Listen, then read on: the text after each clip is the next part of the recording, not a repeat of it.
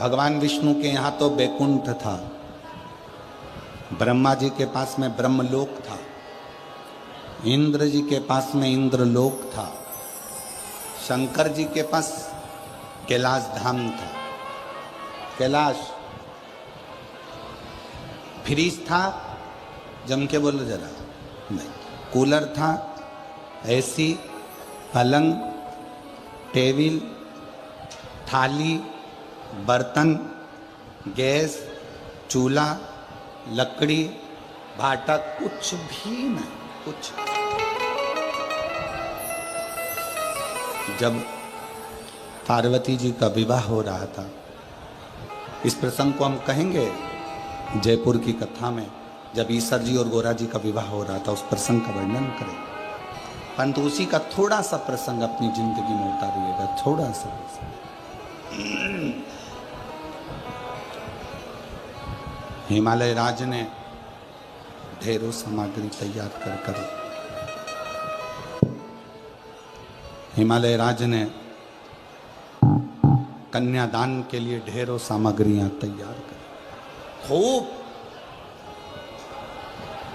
हिमालय राज की बेटी बिहाने जा रही है। बेटी सीधा सीधा सामान जानते हो आप लोग? सीधा सामान मतलब आटा, चावल, दाल, खाने का जो सामग्री होती है वो सामग्री। कहते हैं हिमालय राज ने छकड़े भर भर कर, गाड़ियां भर भर कर, छकड़े भर भर कर सीधा सामान को भर भर कर इकट्ठा कर लिया।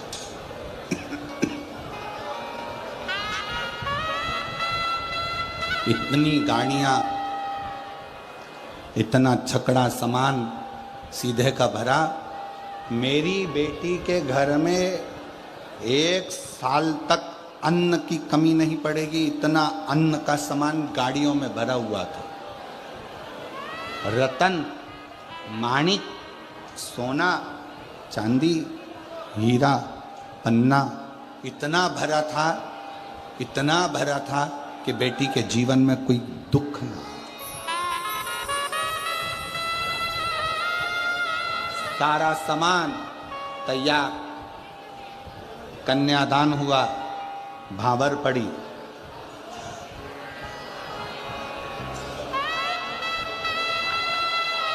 शिव जी ने पार्वती जी को अपने नजदीक में बिठाया, नजदीक, और नजदीक में बिठाकर भगवान देवाधिदेव महादेव शंकर भगवान ने पार्वती जी से कहा, पार्वती कैलाश चलना है, ध्यान देना कथा पर, कैलाश चलना है। पार्वती कैलाश चलना है। ये अंबारियां भरा हुआ सामान रखा हुआ है, ढेरों सारी सामग्री तुम्हारे पिताजी ने दी है, सब रखी हुई है। पार्वती कैलाश चलना है, क्या क्या सामान लेकर जाना है आप बता दो।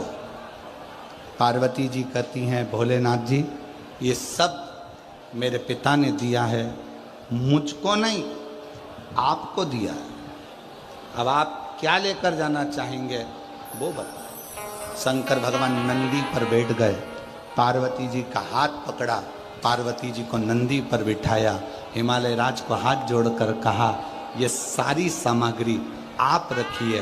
पार्वती का चरण इतना प्रबल है कि मेरा कैलाश पर्वत भंडारों से वैसे ही भर गया, मेरा कैलाश भंडारों से वैसे ही भर जाए।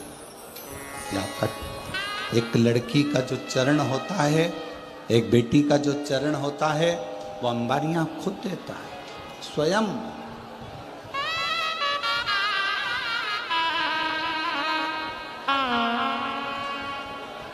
झारखंड में जो कथा 11 मई से आप लोग झारखंड से सुनेंगे टीवी पर, उस कथा का नाम हमने दिया है शिवपुत्री, शिव की बेटी। कैसी है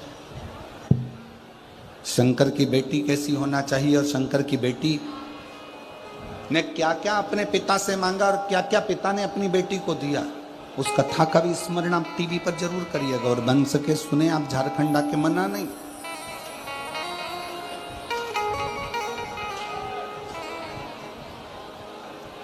रांची के पास में झारखंड में वो कथा रहेगी 11 से 17 मई, गुमला 4 लेन, गुमला झारखंड, रांची।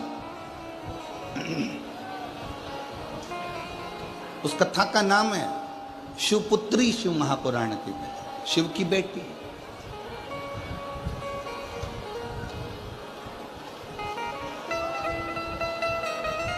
एक पति की निंदा ना सुने, एक पिता की निंदा ना सुने, एक परमात्मा की निंदा ना सुने, ये 3 निंदा श्रेष्ठ नहीं, श्रेष्ठ नहीं।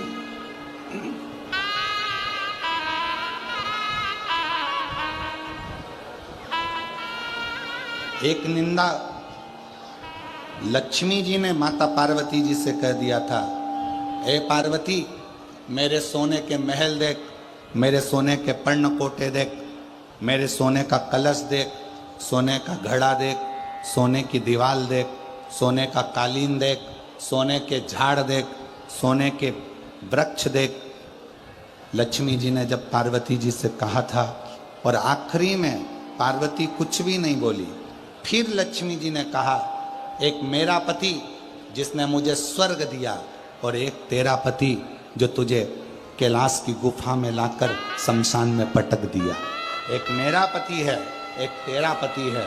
इतने में पार्वती जी ने कहा, लक्ष्मी तू मेरी बेस्ट फ्रेंड है, लक्ष्मी तू मेरी सहेली है, मैं तेरे बिना अच्छा नहीं लगता मुझे, पर आज तूने मेरे पति की निंदा करी है, इसलिए आज से तू मेरी बेस्ट फ्रेंड नहीं है।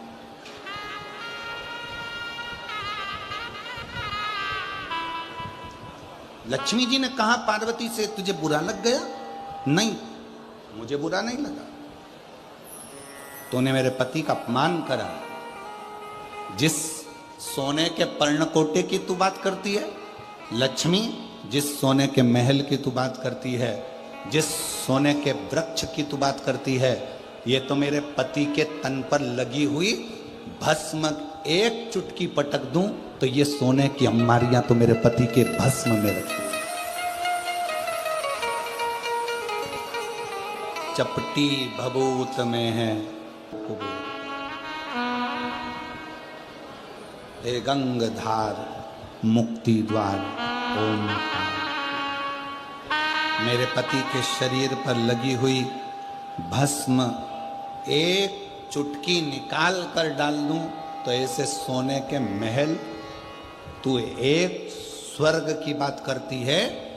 पार्वती जी कहती हैं मेरे पति के पांव की उंगली जितनी है उतने स्वर्ग मेरे पति के चरणों में पड़े हुए हैं, उतने स्वर्ग।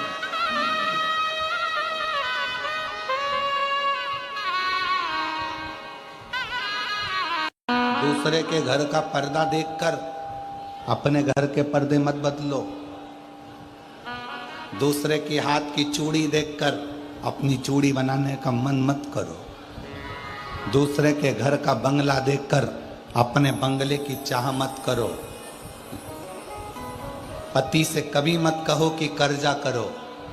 पति से कहो ऐसा कर्जा किस काम का जो फैशन के लिए किया जाए।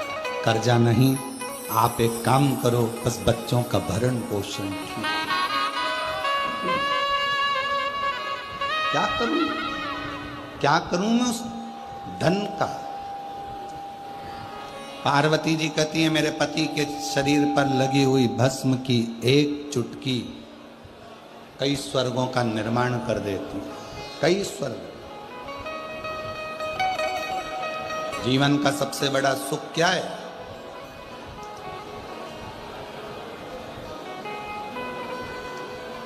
मुस्कुराना। हमने पहले कथा में कहा था 3 चीजें बहुत कठिन है। दुनिया की सबसे कठिन चीज है 3। पहले नंबर का हाथी को धक्का देना, जम के बोलो क्या? जम के बोलो, हाथी को धक्का देना। दूसरे नंबर का, मच्छर के पैर की मालिश करना। ये भी दुनिया का सबसे कठिन काम है। दुनिया की 3 चीजें कठिन हैं। पहले नंबर का, हाथी को जम के बोलो धक्का देना। दूसरे नंबर का, मच्छर के पैर की मालिश करना। और तीसरे नंबर पर है शादी के बाद किसी पुरुष का मुस्कुराना।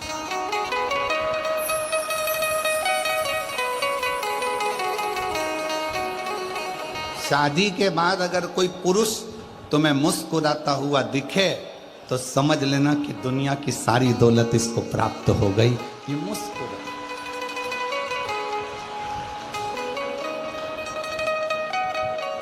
बेचारा शादी के बाद पुरुष किसी के दोस्त के यहाँ शादी में भी जाता है तो मुंह उतार कर रहता है, क्योंकि ज्यादा मुस्कुराता है तो पत्नी सिर पे पल्लू लेकर शादी में बोल देती है, खूब हंस रहे हो।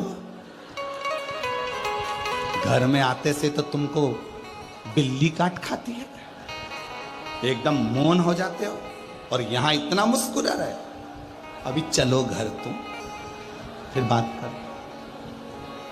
3 काम सबसे ज्यादा कठिन है।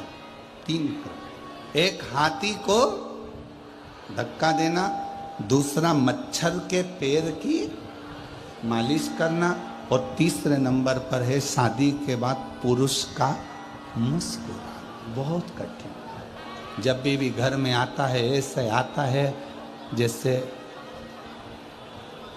क्या कहूँ, आप सब समझदार हो, बोल के करूँगा क्या। बाहर रहेगा तो अच्छा, पत्नी के सम्मुख में आया, परिवार के सम्मुख में आया, चेहरा उतर, मुस्कुराई।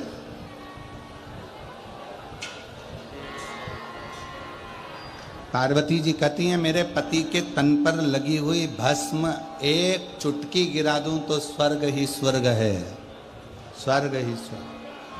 चपटी भभूत में है खजाना कुबेर का, ये चपटी भभूत में ये कुबेर का खजाना भरा पड़ा। और तुझे प्रमाण चाहिए तो दिखाती हूं। घर गई पार्वती जी, शिव जी से प्रार्थना करी, जैसा स्वर्ग है उससे डबल सुंदर स्वर्ग बनवाओ। शंकर जी ने कहा, अपना कैलाश अच्छा नहीं लग रहा तेरे को? क्या अपना कैलाश तुझे अच्छा नहीं लग रहा? श्रेष्ठ नहीं लग रहा? लग रहा। कैलाश श्रेष्ठ लग रहा, फिर क्यों, किस लिए? पार्वती जी ने कहा कि बनाओ। मैं विश्वकर्मा जी को बुलाया गया, महल का निर्माण करवाया गया, सोने के पर्णकोटे, सोने का मंडप, सोने के कलश, सोने के तोरण सब लगवाए। लक्ष्मी जी को बुलवाया गया और बताया गया, ये देखो, तुम कहती हो मेरे पति ने स्वर्ग दिया है। पार्वती जी कहती हैं, अगर नारायण भगवान को भी स्वर्ग प्राप्त हुआ है तो वो भगवान शिव की कृपा से प्राप्त हुआ है।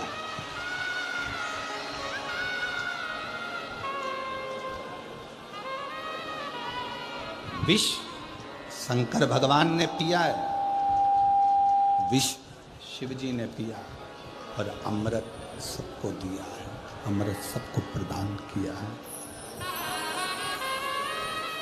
अमृत सबको दिया। अगर वही विष देवताओं को मिल जाता तो फिर स्वर्ग कहां पाता? ये सब शिव का दिया। और तेरी मेहरबानी काहे बोझ इतना, तेरी मेहरबानी काहे। ये उसकी कृपा, ये उसकी दया, ये उसकी उदारता है जो उसने दिया। आज तो करो, उसको रूखा ही रूखा पूरा आ रहा है।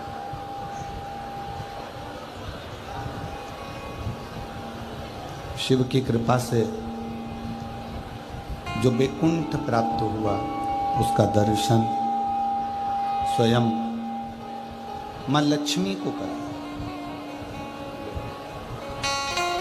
है। शिव महापुराण की कथा करें। लक्ष्मी जी ने पार्वती जी के यहाँ आकर वैकुंठ का दर्शन किया। वैकुंठ का दर्शन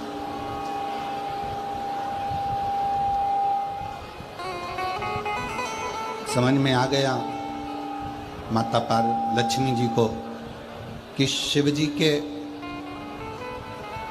पूरे अंग में, शंकर भगवान के पूरे तन पर जो भस्म है, शिव जी के पूरे अंग में जो भस्म पर लगी हुई है, उस भस्म में स्वयं जगत का सारा वैकुंठ, जगत का सारा स्वर्ग वहीं पर समाया हुआ है। सब कुछ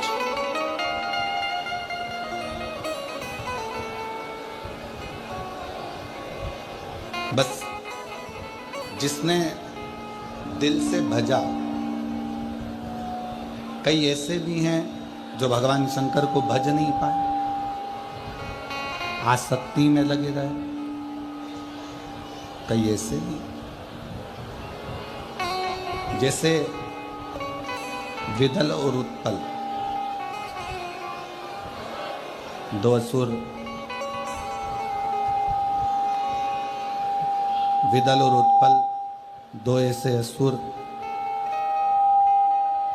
जो पार्वती जी की सुंदरता को देखकर, माता जगज्जननी की सुंदरता को देखकर उनकी ओर आसक्त होते हैं, उनकी ओर आगे बढ़ते हैं, उनको पाने के लिए जाते हैं।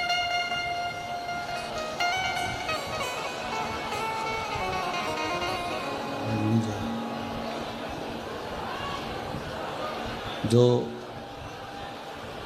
पार्वती जी की सुंदरता को देखकर, पार्वती जी की सुंदरता का स्मरण कर कर उनकी ओर जाते हैं। और पार्वती जी एक कुंदुक का प्रहार कर कर, एक कुंदुक के प्रहार से